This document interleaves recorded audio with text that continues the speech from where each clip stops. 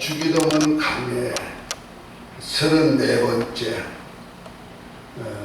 우리를 시험에 들게 하지 마옵시고 다만 악에서 구하옵소서 하는 내용 중에서 시험에 들게 마옵시고 하는 오늘 그 시험에 대한 얘기를 좀 함께 나누고자 합니다.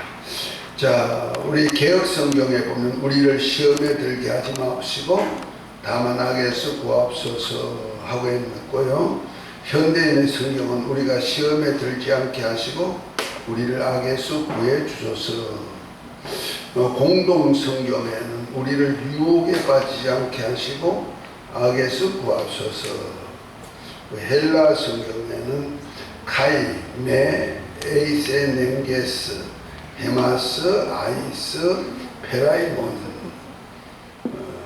다시 말해서 또한 우리를 시험 가운데 집어넣지 마소서 하고, 그 다음에 알라, 루사이, 헤마스, 아포투, 보네로, 다시 오히려 우리를 악에서부터 구해내소서.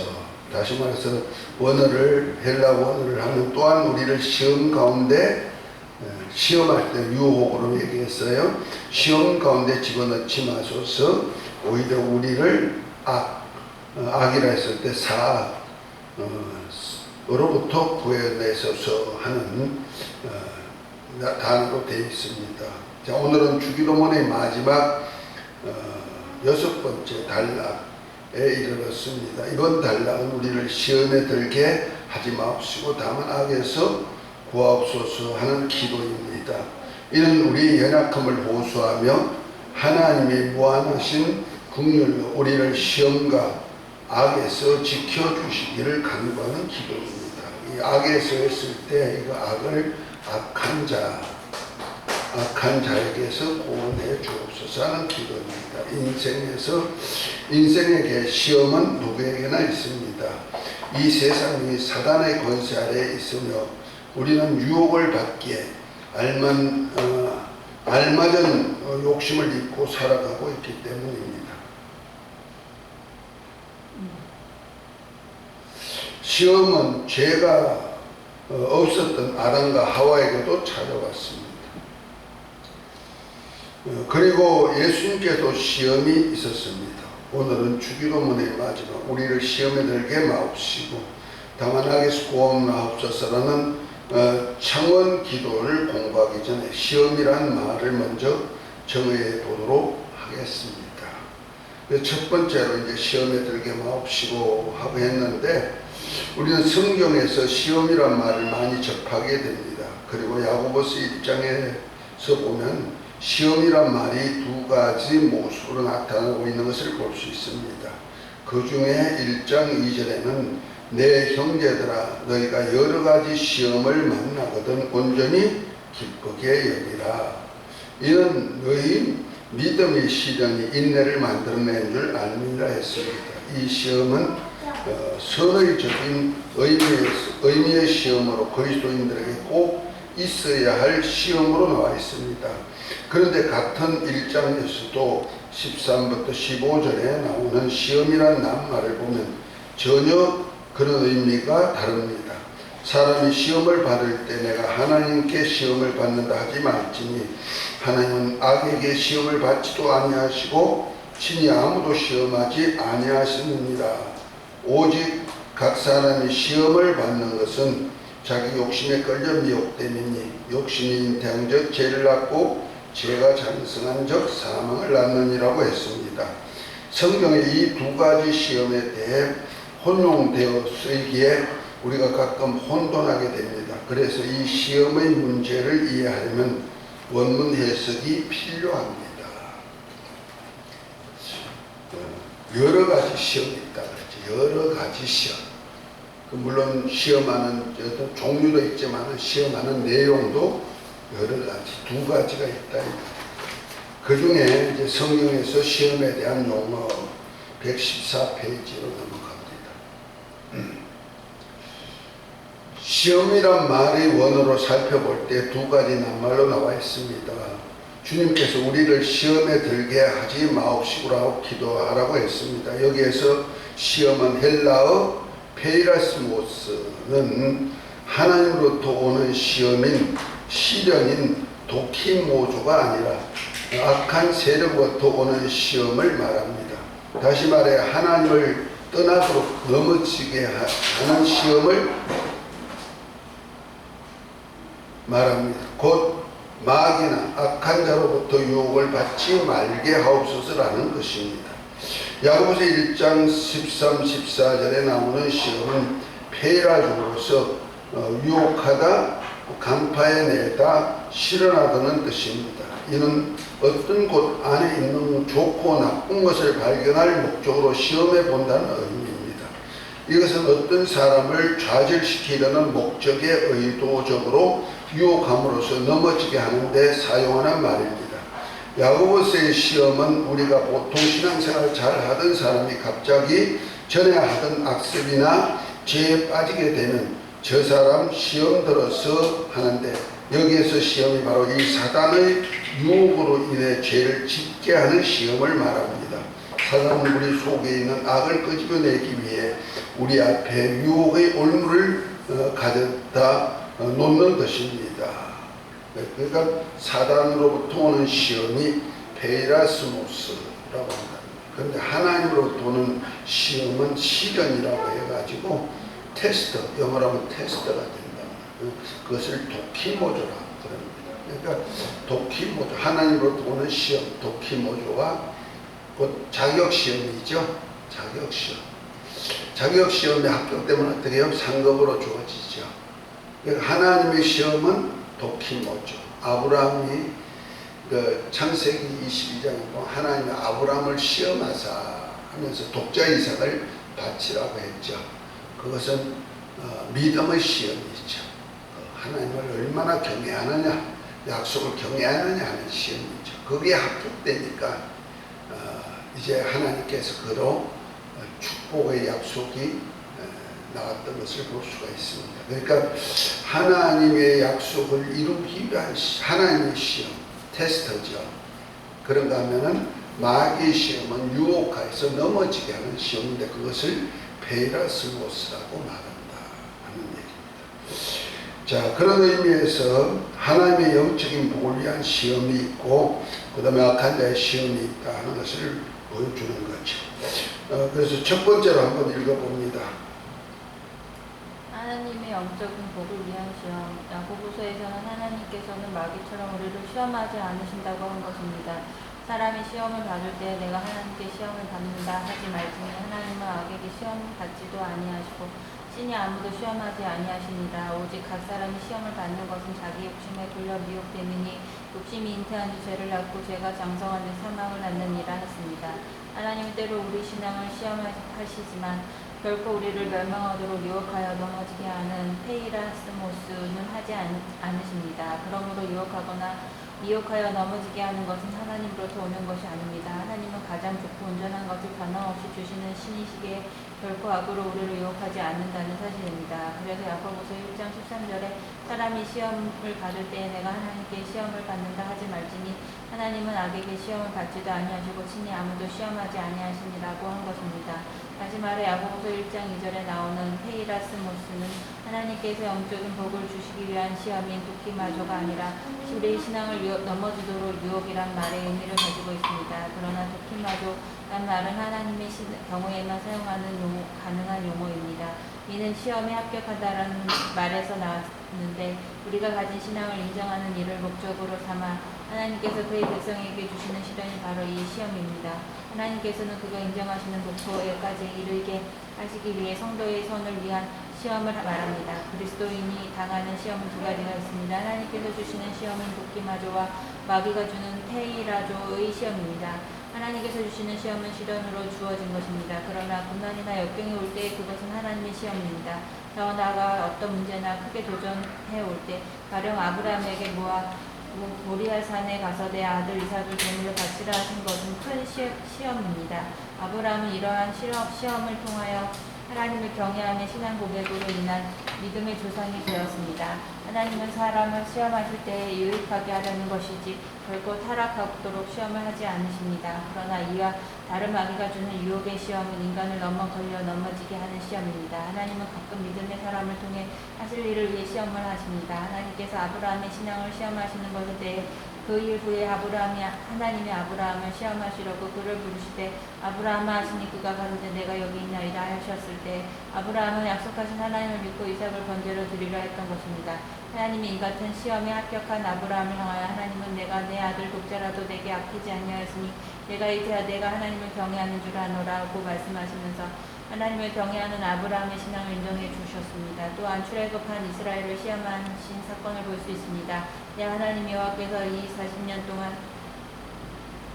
동안에 너로 광야길을 걷게 하신 것을 기억하라. 이는 너를 낮추시며 너를 시험하사 내 마음이 어떠한지 그 명령을 지키는지 아니 지키는지 너를 낮추시며 너로 줄이게 하며 또 너도 알지 못하며 내 열조도 알지 못하던 만나를 내게 먹이신 사람은 사람이 떡으로만 사는 것이 아니요 여호와의 입에서 나오는 모든 말씀으로 사는 줄을 너로 알게 하려 하심이라. 두렵건대 내 마음이 교만하여 내 하나님 여호와를 잊어버릴까 하노라. 여호와는 너를 애굽 땅 종되었던 집에서 이끌어내시고 너를 인도하여 그 광대하고 위험한 광야 곧 불뱀과 정갈이 있고 물이 없는 건조한 땅을 지나게 하셨으며 또 너를 위하여 물을 굳은 반석에서 내셨으며 내 열조도 알지 못하던 만나를 광야에서 내게 먹이셨나니 이는 다 너를 낮추시며 너를 시험하사 마침내 내게 복을 주려 하심이니라. 또 두렵건대 내가 마음에 이르기를 내 능과 내 손의 힘으로 내가 이됨을 얻었다 할까 하노라. 증언합니다. 하나님께서는 이렇게 우리를 시험하시는데 이 시험은 우리의 믿음을 확인시키시고 교육시키기 위한 시험입니다.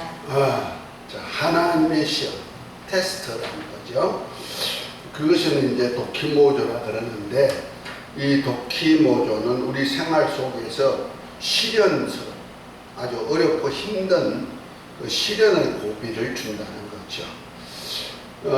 그 중에 이제 그 하나님이 부르심인데 어떤 하나님이 하시고자 하는 목적을 이루기 위하여서 우리에게 주신 시험, 곧 말해서 하나님이 우리 인간의 욕심을 따라 사는 것을 포기시키고 하나님의 방법으로 이끌어가기 위한 하나의 방편, 하나님의 약속을 약속한 것을 하나님이 어떤 특별한 것을 주시기 위한 하나의 테스트 과정에서 오는 시험이란 말이에요. 이 시험을 시련이라고 말하죠.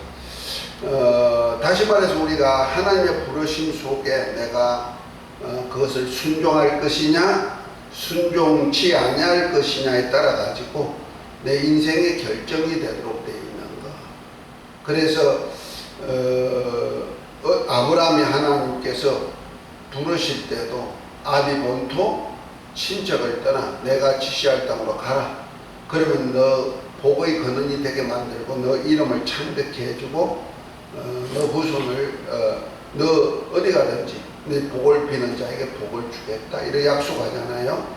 그럴 때 아비본토 친척을 떠나 내가 지시할 땅으로 가라 하고 했을 때 그 75세가 된 나이에 그 하나님의 말씀을 믿고 떠났다는 거죠. 떠나는 그 과정에 시련이 오는 거예요.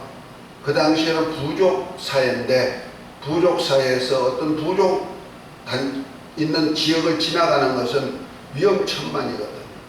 그런데 그것을 감내하고 떠나가서 하나님이 지시할 땅을 갔다는 거죠. 그래서 히브리서 11장에 보면은 아브라함이 하나님 말씀을 듣고 떠나는데 갈 바를 알지 못하고 떠났지만은 하나님께서는 미리 가나안 땅이라는 것을 마음에 두게 만들어 가지고 그곳까지 가게 하시는 과정을 우리 성경에서 볼 수가 있습니다. 또한 창세기 22장에 보면 하나님이 아브라함을 시험했다. 그 아브라함이 부르신 후에 부르심을 받고 하나님 말씀에 순종하여 떠난 후에 이제 약 40년이 됐을 때 100세 얻은 아들을 모리아산에 번제로 드리라 하고 말씀하셨죠. 그 아브라함을 시험했는데 무엇을 시험했는데 네가 진짜 하나님이 나의 약속한 말씀을 순종하느냐 믿느냐 하는 시험, 믿음의 시험이죠. 그 믿음에 대한 테스트입니다.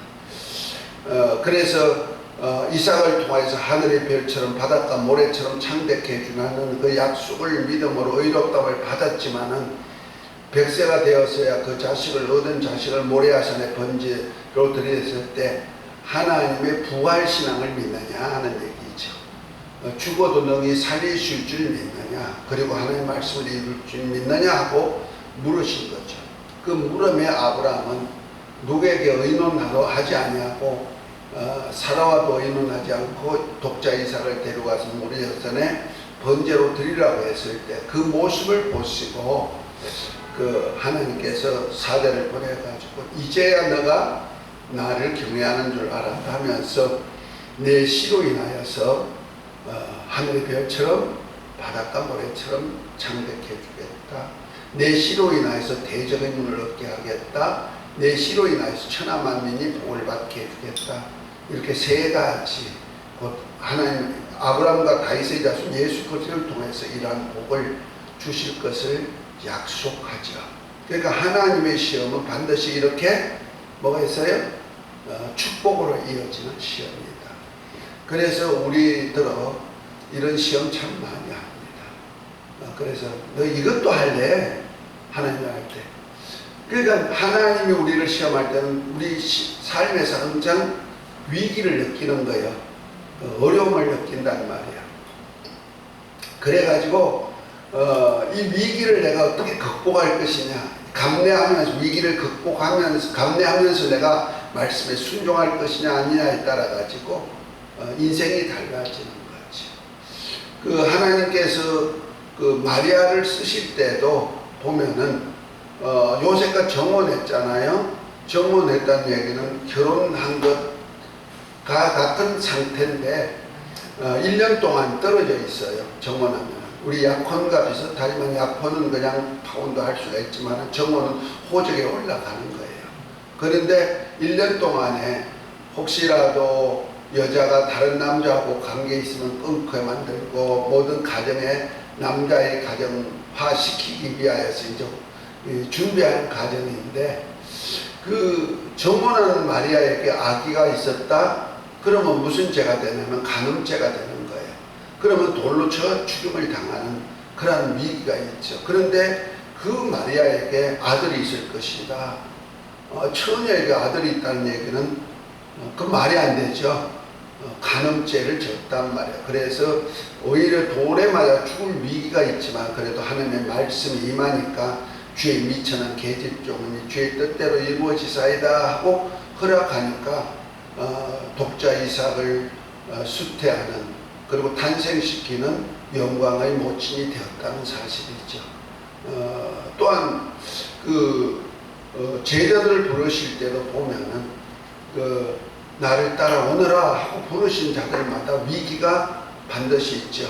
하나님께서 베드로와 베드로를 부르실 때도 어떻습니까? 고기를 2배 가득히 잡아주시고는 나를 따라오너라 내가 사람을 낳는 어부가 되리라 하니까 베드로가 고기도 버려두고 주를 쫓아간다는 거예요. 그러니까 이거 팔아가지고 장사하고 팔아가지고 돈 벌 수가 있고 가족들과 같이 살 수가 있는 기회지만은 그 돈을 벌어서 그것 가지고 사는 게 아니고 나를 따라오너라 사람을 낳는 어부 되리라 하니까 그렇게 위기가 딸리지만은 그 시련이 오지만은 그것을 포기했다. 요한과 야고보도 배 주인이고 또 아버지하고 그물을 깁는 그것도 버려두고 쫓아가고 세리 마태도 세금 걷다가 말고 세금 나를 따라오니까 세금통 집어 던지고 그 당시에 세금쟁이면 세리면요 돈 잘 버는 거죠. 요즘도 세무사들이 돈 잘 번다 그러잖아요. 그러니까 돈 만지는 사람이 돈 잘 버는 거예요. 그러니까 부동산 하는 사람이 부동산 잘 관리하고요. 이 똑같은 이치거든요. 그래서 세금 그거는 세리 마태도 나를 따라오느라니까 세금통 던져버리고는 주를 쫓아갔다는 말이에요. 이런 위기들이 우리 신앙생활은 반드시 있어요. 이것은 우리 신앙을 테스트하고 더 좋은 것을 주기 위한 것이죠. 요걸 지키지 아니하고 요 기회를 놓치고 시련이 온다고 해서 포기하면 어떤 것이 되느냐. 광야 이스라엘 백성들을 40년 동안 믿음이 없는 그 믿음 때문에 시련을 줘가지고 하나님의 말씀을 믿는 훈련을 시키는 거예요. 그것이 이제 하나님이 그들 마음속에다가 1세대는 거기서 다 죽지만 2세대들로 하나님의 말씀대로 살면 이렇게 복이 있구나 하는 것을 보여주고, 하나님의 말씀대로 말씀을 믿지 않으면 이런 결과, 죽음의 결과가 있고, 말씀대로 믿으면은 여호수아와 갈렙 같이 약속한 땅을 갈 수가 있구나 하는 믿음을 심어주기 위한 거죠. 그래서 믿음을 심어줘가지고 어떻게 하려고? 기업고 복을 얻기 위함입니다. 왜냐면 인간들이 자기 능력, 자기 실력 가지고 복받았다 할까봐 하나님께서 2세대들을, 출애굽한 2세대들을 그렇게 훈련시켜서 하나님의 은혜로 이렇게 잘 사는구나 하지만은 실제는 여호수아가 가나안을 정복해가지고 다 분배해주고 나서 2세대가 되는 순간에 보면 타락해버리죠. 우리 인생이라는 것은 하나님의 은혜를 받았지만은 그 은혜를 감당하기가 참 힘이 드는 것 같아요. 이런 하나님이 주신 시련이 있다는 거죠. 그때는 반드시 우리를 더 좋은 것을 주기 위한 시험인데, 특별히 야고보서 1장 17절은 각양 좋은 은사와 온전한 선물들이 하늘에 계신 빛의 아버지께로부터 오는 그는 변함도 없으시고 회전하는 그림자도 없다 그러거든요. 회전하는 그림자도 없이 가장 좋고 온전한 것을 주기 위해서 우리에게 시련을 준다는 거죠. 그 생활 속에 어떤 시련이 온다.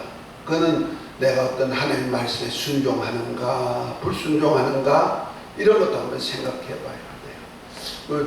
또 사람과의 관계에서도 시련이 오고 어려움이 오죠.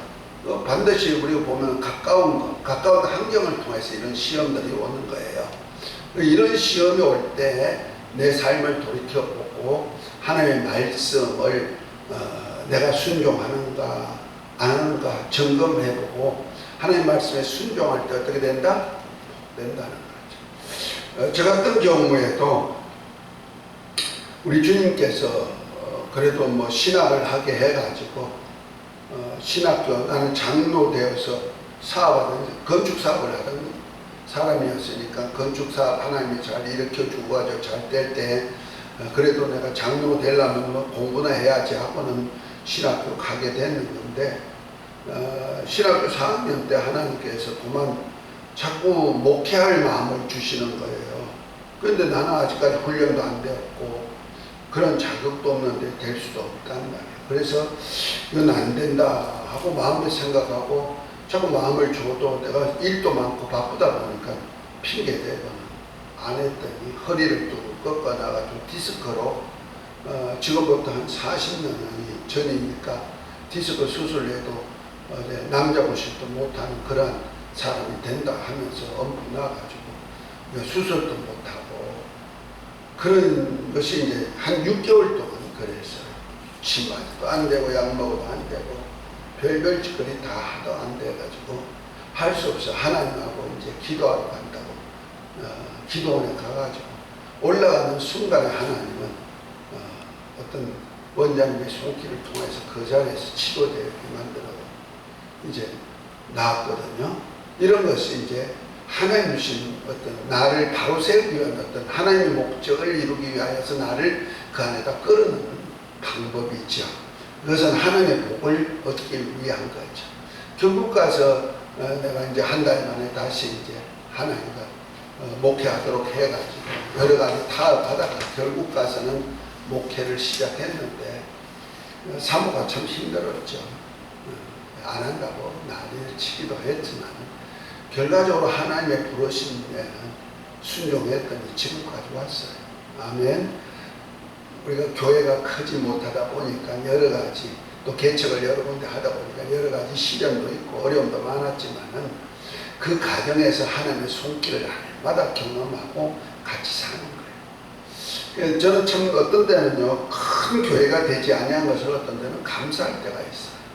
왜냐하면 큰 교회 목사님들 우리 동기들도 있지만은 우리 주위의 큰 교회 목사님들이 많이들 타락하시더라고요. 그런 모습들을 보면서 날마다 어렵게 살다 보니 타락할 기회도 없고 또 개척을 여러 군데 하다 보니까 날마다 영혼에 대한 그리움, 영혼을 살리고자 하는 데에서는 모든 것을 가지다 보니까 그렇고, 또 어떤 때는 우리 아이들하고도 떨어져서, 아이들 사춘기 때 목회가 시작됐는데 아이들하고 떨어져 살면서 많이 힘들었고, 아이들한테 같이 살지 못하다 보니까 목사로서 아이들한테 남겨줄 것이 무엇이 없을까 하다가 결과적으로 글을 쓴 것이 지금까지 10몇 종류의 글을 쓸 수 있는 하나의 동기가 되고, 그것 때문에 나의 영적 세계, 영적인 신앙에 많이 성장되고 말씀을 연구하고 말씀 안에 쓸 수 있는 기회가 되었다. 볼 때는 내가 영적으로 참 복을 받은 사람이 되고, 지금도 우리 목사님들 세계에서 작은 교회 살리기 운동을 통하여서 많이 사역을 합니다만, 여기도 와라 저기도 와라 부르는 목적이 그만큼 이제 책으로도 내놨지만은 말씀을 전할 때보다 영적인 말씀이 그리운 목사님들이 함께 초청하다 보니까 그렇게 가는데, 시간이 여유가 되지 못해서 내가 가지 못해서 미안하기는 하죠. 자, 이런 것들이 그냥 되는 것이 아니고 하나님의 시련을 통하여서, 고난을 통하여서 그 속에서 우리를 이끌어 간다는 거죠. 결국 뭘 주려고? 결국 복을 주기 위한 방편이다. 아멘. 그래서 하나님이 뭐 하자 하고 부르실 때는 할렐루야 하고 가는 것이 가장 좋다 말이에요. 이해가 되면 아멘. 그래서 예수님은 하나님의 말씀에는 예하고 아니오가 없었다 그러죠. 그래서 주님은 그저 무조건 아멘 아멘 하고 가듯이 하나님의 말씀이면 아멘 하고 가는 거예요. 그래서 오히려 자기 인간의 어떤 지식 이론 가지고 하면은 시련이 오는 거예요. 시련이 와서 결과적으로 그 시련을 통해서 하나님의 말씀이 적용이 되도록까지 이끌어간다는 거죠. 꼭 기억하시고요. 그 시련은 우리를 치료하기 위한 하나의 주사기로, 몸에다가 바늘, 주사약을 넣기 위한 하나의 바늘로 콕 찌르는 것과 똑같다. 그 아픔과 똑같다 생각하면 되는 거예요. 주사액을 넣어가지고 우리 치료하기 위한 주사액을 넣기 위해서는 반드시 바늘로 찔러야 되듯이, 하나님께서 바늘이란 시련을 통하여서, 그 시련이란 바늘을 통해서 우리를 찔러가지고 그 속에다 하나님의 말씀을 주입해가지고 살 수 있도록 만드는 동기를 부여한다. 이것을 뭐란다? 도키모조라고 한다. 이해가 됐습니까? 그래서 하나님이 나를 시험에 더 좋은 영적인 업그레이드를 시키기 위한 시련은 아멘 하고 나가는 것이 좋다, 이런 얘기죠. 아멘. 그래서 아브라함같이 독자를 바쳐라 그러면 어때요? 능히 하나님은 죽은 자 가운데서 살렸어도 하나님의 말씀을 이룰 줄 믿고 아멘 하고 나갔던 그런 하나님을 경외하는 신앙을 가지시기를 예수 이름으로 축복합니다. 그 다음에 이제 마귀가 하나님 아들 예수님을 시험하듯이 하는 시험이 있다 그랬어요. 자, 그거 한번 읽어봅니다. 성경에서는 하나님 아들 예수 그리스도께서 공생의 시작에 제일 먼저 한 일이 성령에 이끌려서 광야에 나가서 40일을 금식하신 후에 시험하는 자인 마귀에게 시험을 받으신 것을 볼 수 있습니다. 곧 하나님 아들 예수님의 육체가 가장 연약하게 된 때에 마귀는 그를 하나님 아들인지를 세 가지 육체의 정욕을 것을 이용해 시험했습니다. 첫째는 하나님 아들이라면 돌을 떡덩이 되게 하여 먹으라며 40일을 금식하고 줄이신 예수님의 육체의 식욕을 자극했습니다. 예수님께서는 기록되었으며 사람이 떡으로만 살 것이 아니라 하나님의 입으로 나오는 모든 말씀으로 살 것이라 하시며, 육체를 위해 음식도 먹어야 하지만 하나님의 아들의 본질은 육체가 아니라 영이며 그 영혼은 하나님 말씀으로 사는 존재인 것을 명확히 하셨습니다. 둘째는 마귀가 예수님께 내가 만일 하나님의 아들이어든 뛰어내리라 기록하였을 때 저가 너를 위하여 그 사자들을 명하시리니 저희가 손으로 너를 받들어 발에 돌에 부딪히지 않게 하리로다 하였느니라 하며, 하나님의 자녀가 아무리 하나님의 말씀으로 산다고 해도 하나님 말씀 자체가 믿음직한가를 검증해봐야 하지 않느냐라는 유혹합니다. 그때 예수님께서 또 기록되었을 때 주 너희 하나님을 시험하지 말라 하였느니라고 하시며, 하나님의 말씀을 추호도 의심하지 말라 하며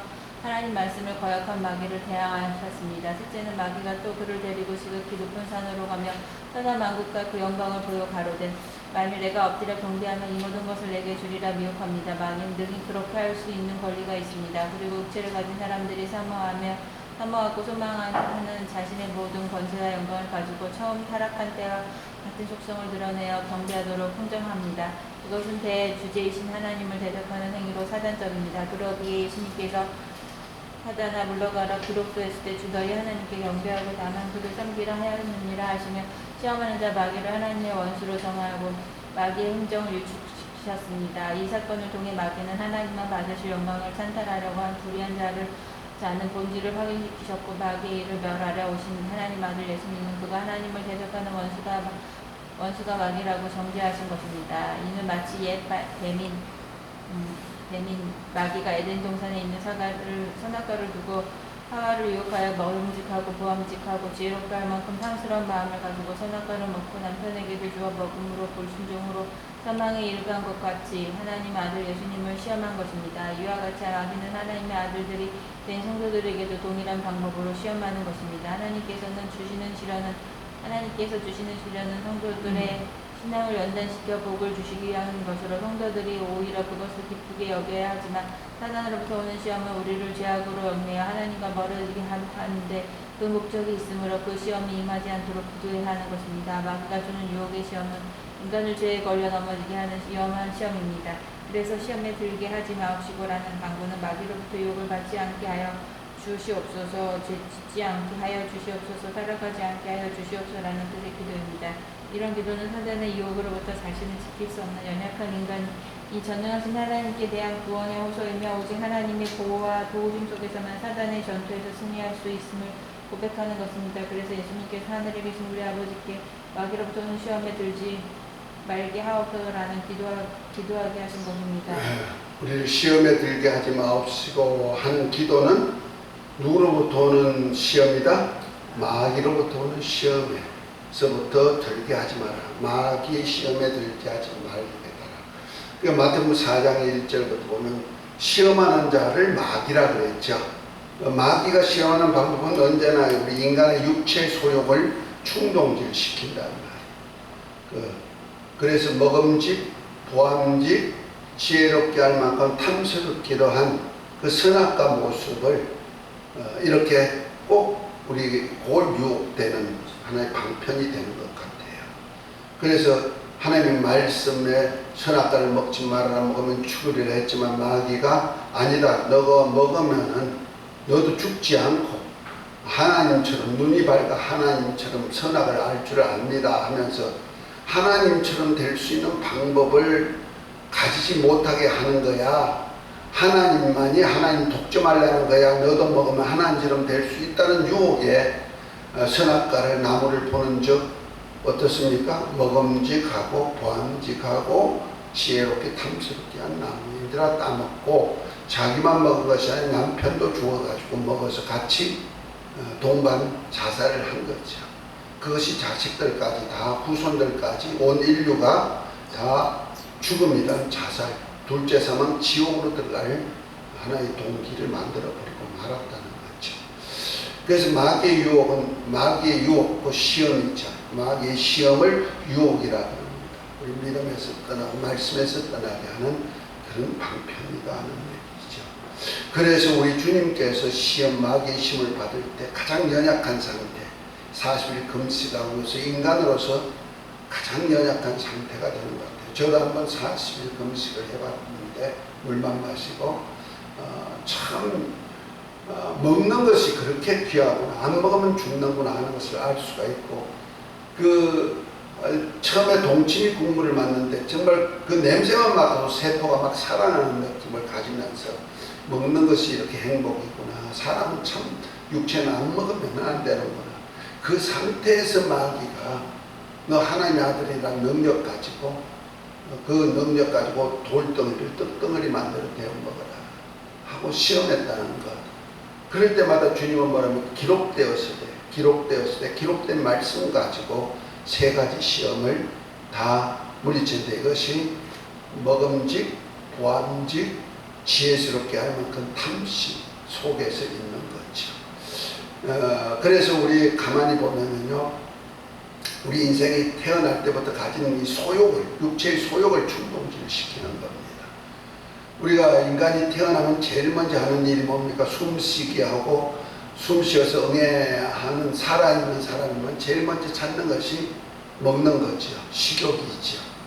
그래서 엄마 젖을 빨기 시작해가지고 죽을 때야 이제 곡기를 끊는 겁니다. 먹는 것을 끊지요. 먹는 것 끊으면 이제 죽어요. 그러니까 먹는 것은 이 세상 살아가는 동안에 다 필요하죠. 그런데 그것을 충동질하는 거예요. 먹는 것 때문에. 그 다음에 좋은 것, 먹는 것이 해결되면 뭐예요? 눈으로 보는 거예요. 보기 좋은 것 가져라. 그러니까 보암직스러운 것을 탐심을 갖게 만드는 거지. 그래서 더 좋은 환경, 더 좋은 것을 가지려고 애를 많이 썼죠. 박연숙 사모는 더 좋은 것을 가지려고 애를 많이 썼는데 하초만 보면은 야 저거 좋다, 저거 가지고 가야지 하고 학원 보면은 아 저거 좋아, 여보 학원 좀 가지고 가 그런단 말이에요. 그 보암직하는 데서 오는 것들이죠. 그것이 나쁘다는 것이 아니라 이렇게 보는 눈에서 좋은 것을 우리 인간의 욕심, 육체 욕심 속에는 그것이 있다 이런 얘기죠.